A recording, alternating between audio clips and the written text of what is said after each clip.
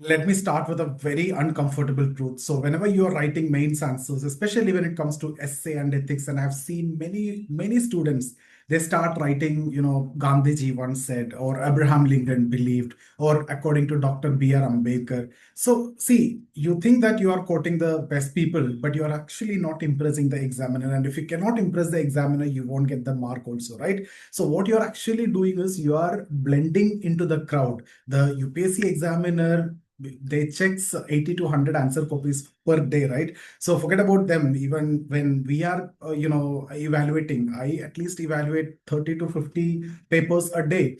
So this is exactly what you see, and it's boring also, right? And across a full cycle they read thousands of answers in the similar manner. So they are not anti-Gandhi, they are not anti-repetition also, but the moment they see a predictable example, right, again and again you are seeing all these people are writing the similar examples, right? The brain switch to that auto mode, and you are writing an answer which becomes safe, mechanical, and forgettable. And UPSC does not reward such kind of safe answers, and it reward thinking under pressure.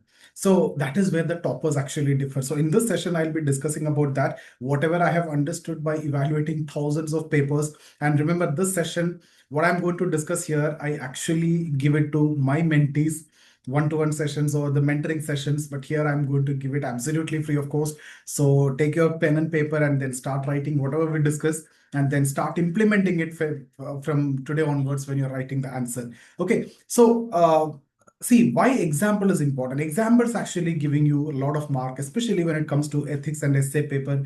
They're not just about information, right? They are about judgment, they're about maturity and application. So when you are giving examples, examples are used by the examiner to judge all these. So the examiner can understand whether this candidate think independently. But what if you are giving the same example that hundreds of other candidates also giving, right? According to Gandhi, according to B.R. Ambedkar, according to Lincoln, no, it's not going to work out. And also examiner can judge again whether this candidate apply values to the real situations rather than something which is pre-prepared or predefined, right? And whether this candidate show ethical depth and not moral preaching. Not about theory, it's about practical, right? So that is why toppers do not rely on hero worship examples. They use a system, and I call this system the example bank strategy, and I will be discussing in depth of it. And this is exactly what we do also with respect to our answer writing practices and everything. So there is a three-tier example bank strategy. That's what toppers use. I'll discuss that. So the first one, we'll talk about civilizational and philosophical wisdom, right? So that's the foundation layer. It's timeless and it's examiner friendly. Now, instead of overused freedom fighters, so what toppers normally use is they will use civilizational ethics. For example, you can use Bhagavad Gita, right? Nishkama karma, which means duty without attachment to outcome. So you can also talk about Buddha. These are somewhat independent, right? Not hero worship or anything. So Buddha, the compassion with detachment, no escapism. Then Jain philosophy, like ahimsa as restraint, not passivity. And then you can use Kabir, right? Inner morality over the outward ritual. Aristotle, the virtue ethics, the golden mean. Golden mean is a very important principle. Socrates, the moral courage, questioning authority, and all those, right? So these examples is what I consider as the civilizational ethics. And why this is working, why this actually work, they are non-controversial and they are intellectually rich and have some good depth also, and they elevate the ethical tone of the answer. So the rule is very simple. Do not quote scriptures mechanically.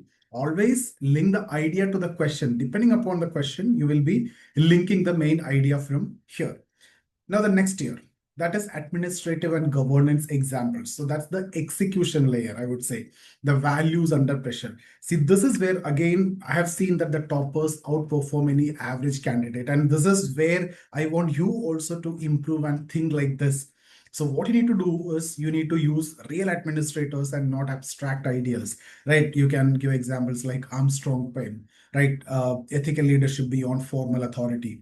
Ashok Khemka, integrity despite transfers. Israt Jahan case, whistleblowers, and then various district collectors you can quote.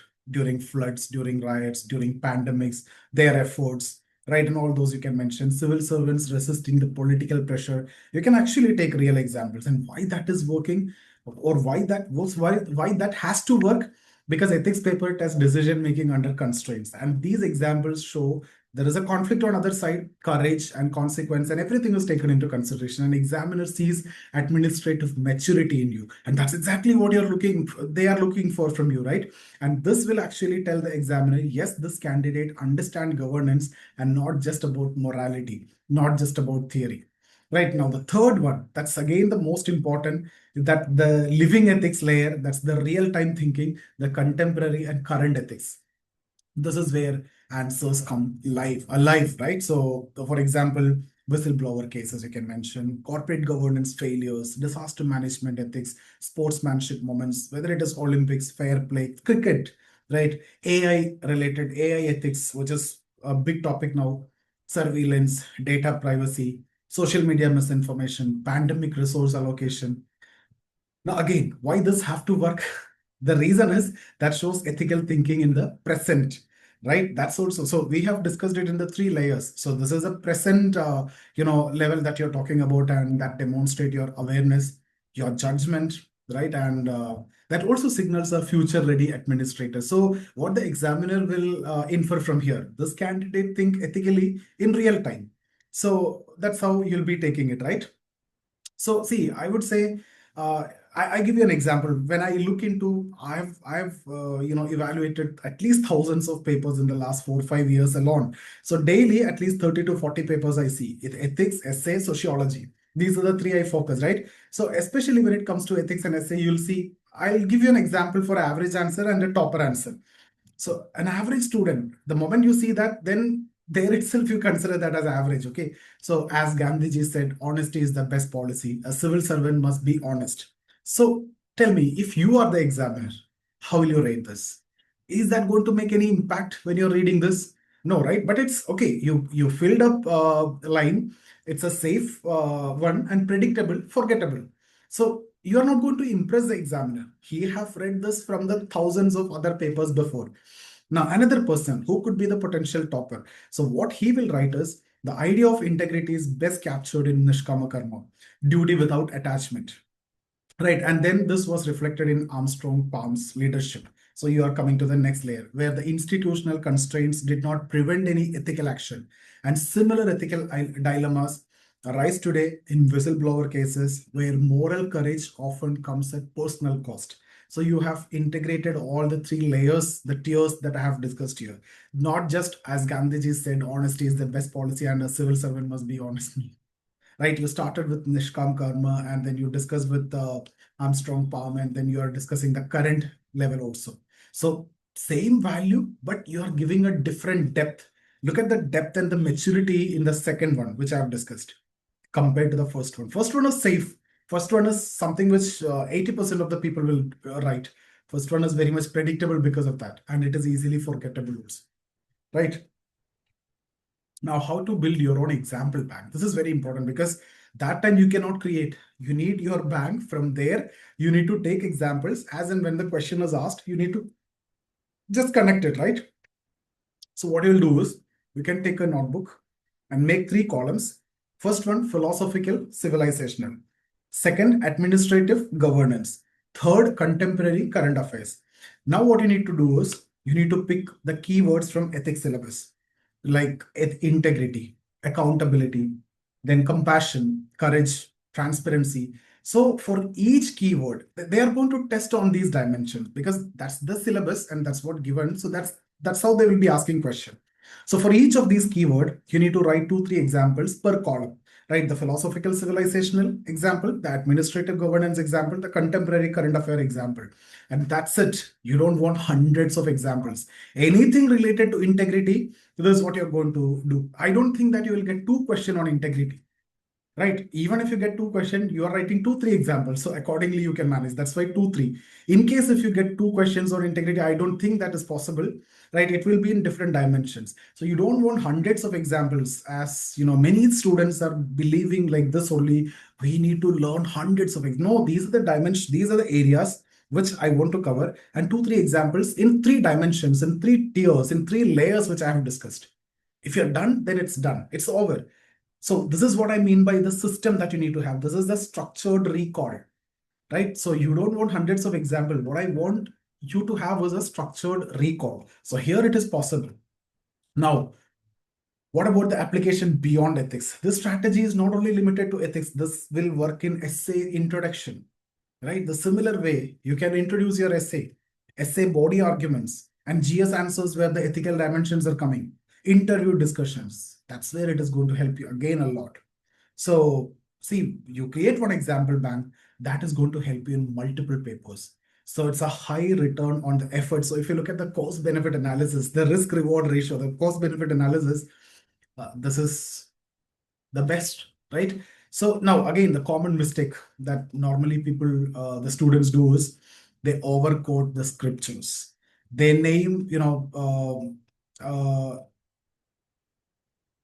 unnecessary people, right? I just don't want to take example, or simply I've seen that just written names but no examples. I don't know actually who is that person. I'm not going to search also. So name is there and dropping there itself without any examples or explanation, and that's one of the other mistake. So again, using controversial religious lines, that's something which you need to avoid, and forcing examples when they don't fit it. So because you have memorized some examples and that's there in your mind, so you are trying to fit into some areas which is actually not a perfect fit. That's another mistake that I've seen. And then moral preaching instead of ethical reasoning. So always remember, ethics is about reasoned morality, not sermons. So, guys, let me conclude. UPSC does not reward the recycled history, the predictable heroes, safe moral statements. What it will reward is if you have that, if you can show the application of wisdom, the ethical clarity under pressure, and the independent thinking. So stop recycling Gandhi, Lincoln, Ambedkar blindly. Start building an example bank, which I've told you, which is rooted in philosophy, governance, and the current reality, so that you'll make your answers unmistakably yours. Okay, so that's what I want to discuss. So now I hope you got the idea. I've given the idea how to prepare and everything. So get it done. And if you're looking for any classes, courses, test series, mentorship, get in touch with us. See you there. Thank you.